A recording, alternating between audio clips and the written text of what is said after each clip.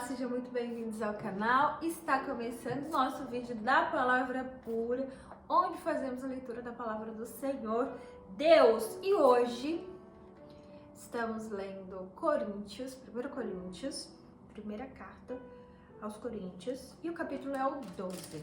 Aprendemos, se você não viu o vídeo anterior, aprendemos sobre as leis, sobre como a gente deve se ar, sobre a gente estar em comunhão com os nossos irmãos da igreja.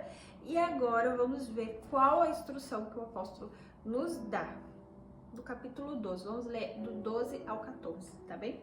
Diz assim: olha, acerca dos dons do Espírito, irmãos, eu quero que sejais ignorantes. Vós sabeis que, ainda quando gentios fostes levados aos ídolos mudos, assim como fostes conduzidos. Portanto, vos quero fazer entender que nenhum homem que fala pelo Espírito de Deus que Jesus de amaldiçoado, e que nenhum homem pode dizer que Jesus é o Senhor senão pelo Santo Espírito. Ora, há diversidade de dons, mas o Espírito é o mesmo. Há diferentes ministérios, mas o Senhor é o mesmo. E há diversidade de operações, mas é o mesmo Deus que opera em tudo, em todos. Amém. E a manifestação de Espírito é dada a cada um para proveito comum. Porque a um é dado o espírito da palavra de sabedoria. A outro é dada a palavra de conhecimento pelo espírito. A outra a fé pelos mesmos espíritos. O outro dons de cura. O outro operação de milagres. O outro profecia. O outro discernimento dos espíritos. O outro diversos tipos de línguas. O outro interpretação das línguas. Mas e o mesmo Espírito que opera todas estas coisas, dividindo solidariamente a cada homem como ele quiser. Por quê? Assim como o corpo é um e tem os membros, cabeça, perna, tronco, todos os membros desse corpo, sendo muitos, são um só corpo. Assim também é Cristo. Porque por um Espírito todos nós somos formados, batizados com um corpo, quer sejamos judeus, gentios ou sejamos escravos ou livres. E a todos foi dado o beber a um só Espírito. Pois o corpo não é um membro, mas são muitos membros. Se todo o corpo fosse olho, onde estaria o ouvido? E se todo o corpo fosse ouvido, onde estaria o olfato? Embora agora Deus colocou cada um dos seus membros em um só corpo, como lhe agradou, como ele quis. E se todos eles fossem um só membro, onde estaria o corpo? Mas agora eles são muitos membros, mas um só corpo. E o olho não pode dizer à mão: eu não tenho necessidade de ti, nem anda, nem a cabeça aos pés. Eu não tenho necessidade de vós. Antes, esses membros do corpo, pé, mão, braço, pés e cabeça, que parece ser o mais fraco, são os mais necessários.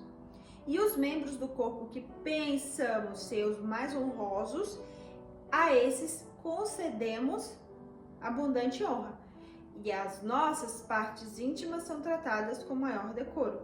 Por quê? Nossas partes decentes não têm necessidade disso, mas Deus de tal forma articulou o corpo, dando mais abundante honra à parte do que faltava, para que não haja separação do corpo, mas que os membros tenham o mesmo cuidado uns para com os outros. E se um membro sofrer, todos os membros também sofrem. E se um membro for honrado, todos os membros se regozijarão. Ora, vós sois o corpo de Cristo e os seus membros em particular.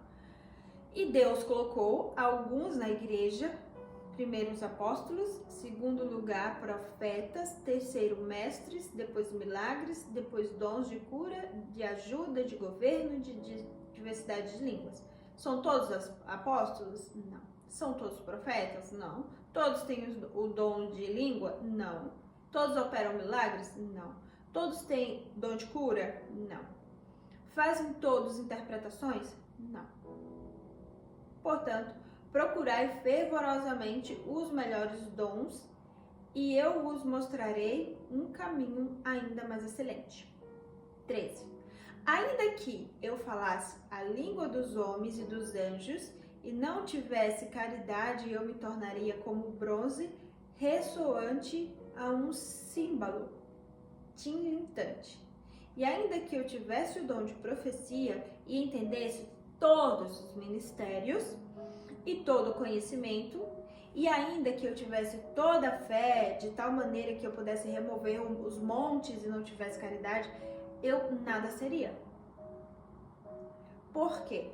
Ainda que eu distribuísse todos os meus bens para alimentar os pobres, e ainda eu me entregasse o meu corpo para ser queimado e não tivesse caridade, de nada me aproveitaria. De nada me aproveitaria. Se não tivesse caridade, de nada me aproveitaria. Isso que ele está falando. Se não tem caridade, se não está se preocupando com o outro, com o próximo, se não quer ajudar os outros, não adianta de nada ter todos os dons. Paulo falou isso aqui bem claro. Continuando. A caridade é sofredora, benigna. A caridade não é invejosa, ela não se vangloria e ela não se envaidece. Tá vendo? Não se comporta indecentemente, não busca os seus interesses, não se irrita facilmente, não pensa mal, não se regozija com a iniquidade, mas se regozija com a verdade. Ela sofre todas as coisas, crê em todas as coisas, espera em todas as coisas e suporta todas as coisas. A caridade nunca falha, mas havendo profecias, falharão. Havendo línguas, cessarão. Havendo conhecimento, desaparecerá. Porque em parte conhecemos e em parte profetizamos. Mas quando o que é perfeito vier, ele vem naquele grande dia, e o que é em parte será aniquilado. Quando eu era criança, eu falava como criança, entendia como criança, pensava como criança. Mas quando me tornei homem, eu coloquei de lado as coisas infantis. Porque agora vemos através de um espelho, sombriamente. Mas então, face a face, agora eu conheço em parte, mas então conhecerei como também eu sou conhecido. E agora permanecem a fé, a esperança, a caridade. Esses três, mas o maior destes é a caridade. Amém! Concluímos o capítulo 13. Depois eu volto para ler o capítulo 14, tá bem? Um beijinho, que Deus te abençoe, te guarde, que essa palavra entre nos nossos corações e sejamos agraciados pelos ensinamentos de Paulo através de Jesus Cristo.